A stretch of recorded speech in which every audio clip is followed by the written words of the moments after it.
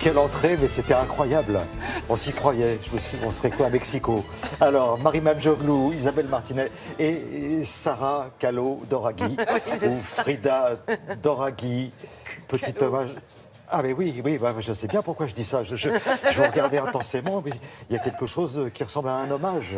Hola, señor Thierry. ¿Cómo estás?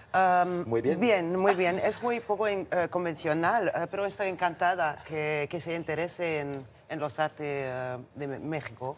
Pero sí, a mí me parece muy importante para mi Quel corazón. matériel hay aquí? Excusez-moi, je vais parler avec une traductrice qui va m'aider. Donc maintenant, à partir de maintenant, je vais parler français. Je rends hommage évidemment à Frida Kahlo, mais pas que. Justement, les gens, on connaît surtout Frida Kahlo quand on parle de l'art mexicain. Mais évidemment, il n'y a pas qu'elle, et c'est surtout l'occasion de montrer cette exposition qui se déroule au Musée des Beaux-Arts à Lyon. L'influence, en fait, des artistes des deux côtés de l'Atlantique, ça veut dire comment les artistes français comme Léger, comme Picasso, comme Bacon, se sont inspirés aussi, eux, de l'art mexicain, et comment ces artistes mexicains qui venaient entre 1900 et 1960, qui fréquentaient Paris notamment, qui se sont inspirés aussi du cubisme, par exemple. En gros, les artistes mexicains qui débarquent à Paris, qui découvrent aussi le cubisme, les cubistes, la naissance du cubisme, et puis ils vont comme ça l'intégrer à leur art. Aussi, dans l'autre sens, ça veut dire ceux qui ont fait le voyage jusqu'au Mexique et qui découvrent l'art, les œuvres mexicaines, l'inspiration mexicaine, reviennent et intègrent ça dans le surréalisme qu'on connaît aujourd'hui. Donc c'est cette histoire commune, comment chacun, en gardant évidemment ses petits secrets, a réussi à s'inspirer de l'autre sans piétiner l'art de l'autre. Voilà ce que nous raconte l'histoire au Musée des Beaux-Arts à Lyon. Regardez, mira, mira, mira. Muy bien.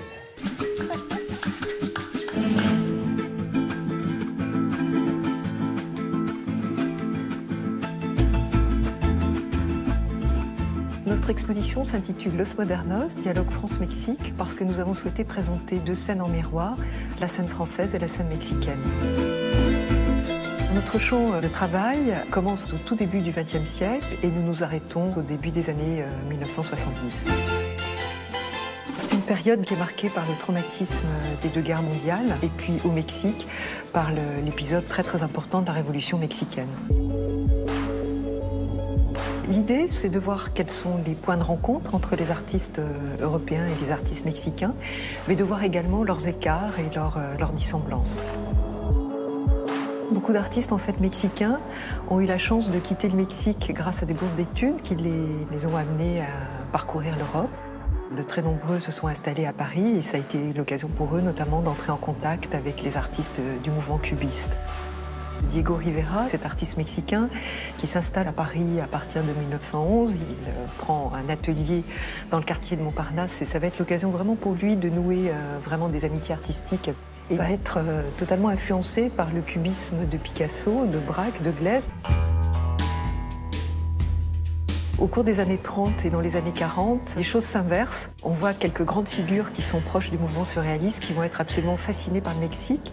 Ils vont faire le voyage. L'un des premiers à se rendre au Mexique, c'est le poète Antonin Artaud, qui arrive en 1936. Il sera suivi après en 1938 par André Breton, puis en 1943 par Philippe Soupault.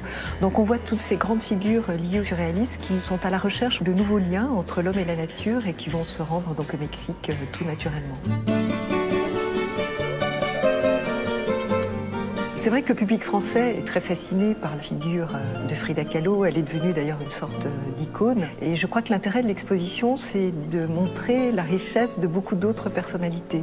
On met par exemple vraiment l'accent sur un sculpteur qui s'appelle Germán Cueto et qui a fait une série de masques très très colorés. On met aussi l'accent sur Carlos Mérida, qui a été un artiste que l'on a rattaché au mouvement surréaliste. Ce que l'exposition montre, c'est des artistes mexicains qui viennent vraiment se former auprès des avant-gardes qui se sont succédés sur la scène française ou européenne. Et lorsqu'ils reviennent en fait au Mexique, ils font une sorte de synthèse entre ce qu'ils ont acquis auprès des artistes français avec ce qu'ils peuvent aussi emprunter à leur passé national, en puisant notamment dans les manifestations d'art populaire et dans leur prestigieux passé précolombien. Los Modernos. Los Modernos, absolument, au Musée des Beaux-Arts à Lyon. Mais vous savez qu'il y a eu un énorme succès parce que c'était évidemment présenté à Mexico, plus de 200 000 visiteurs. Voilà, donc c'est une chance de l'avoir, cette exposition en France. Et c'est votre chance, si vous n'habitez pas trop loin de Lyon ou si la ville de Lyon vous est accessible, allez voir cette exposition Los Modernos. C'est vraiment l'incontournable. Elle est absolument gigantesque et magnifique. Merci beaucoup. Et ça dure jusqu'en mars, hein, vous avez un peu de temps.